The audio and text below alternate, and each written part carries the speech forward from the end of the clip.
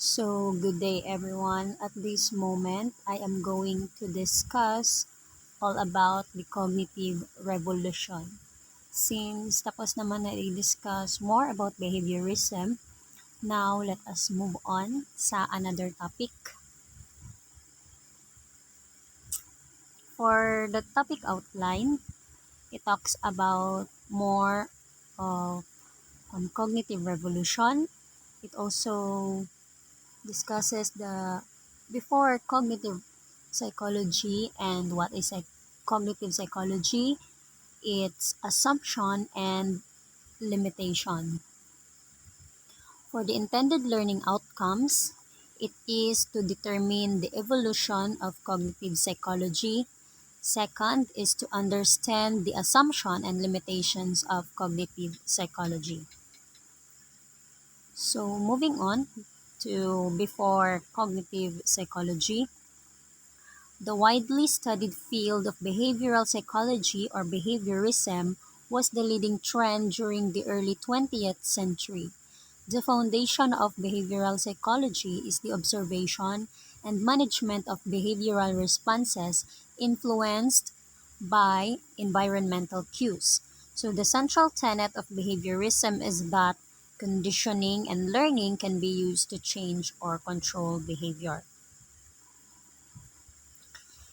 So, cognitive revolution was an intellectual shift in psychology in the 1950s, focusing on the internal mental processes driving human behavior.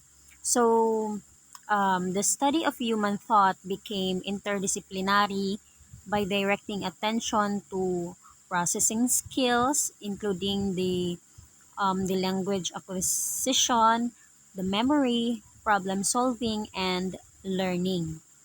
So, the landscape of psychology began to change and it has brought a new outlook on understanding the human behavior. Actually, between 1910 and 1960, the focus was on a very different topic, that of behaviorism. More on behaviorism sila that time.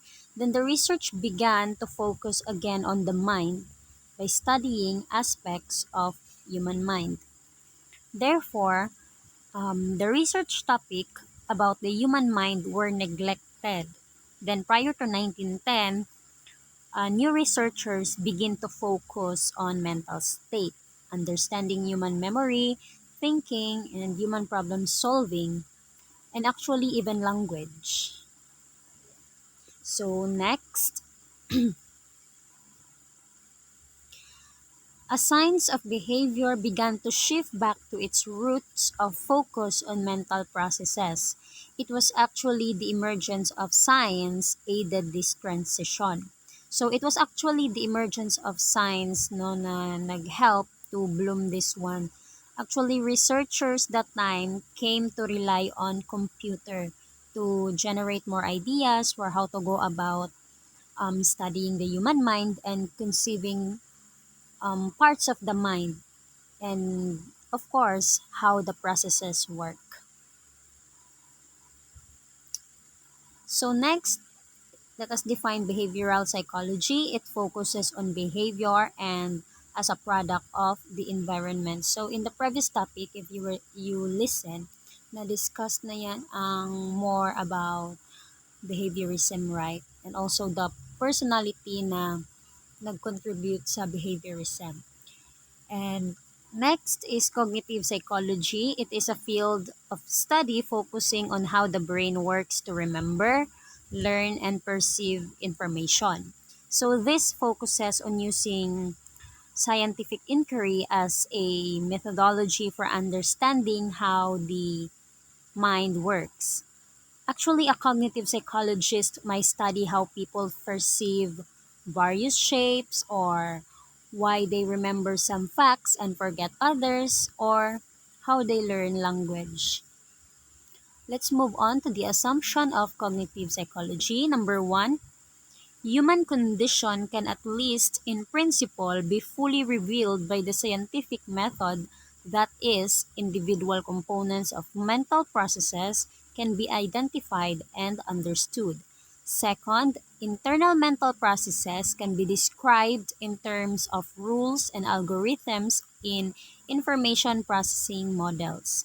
So these two ideas focus mainly and also dedicated to examining how people think, and also it attempts to explain how and why we think the way we do by studying interactions among human thinking and human emotions, creativity, and also language and problem solving. Okay, lastly, for the limitations of cognitive psychology, number one, it lacks ecological validity. Why? So this means that the researchers within a cognitive psychology often conduct their studies within a false setting, or one which does not represent the real world. For example, my study na researching memory might involve testing participants in a classroom environment where they will feel pressure to perform well or ma-pressure ang student, and their memory performance may therefore be worse than if it was measured in their own home. Kasi kung sa school, ma-pressured ang student, pero pag sa home nila is they find it comfortable. So therefore, this lack of ecological validity makes the result of the study less representative to everyday life, right? And could even mean they are not applicable outside the study environment. So second, reductionist. A reductionist means it is a term simply used to describe theories that oversimplify human behavior. There are actually so many approaches in psychology fail to take into account all of the different influences that affects the human mind and our behavior, and instead chose to focus only one part of the explanation into how the mind works.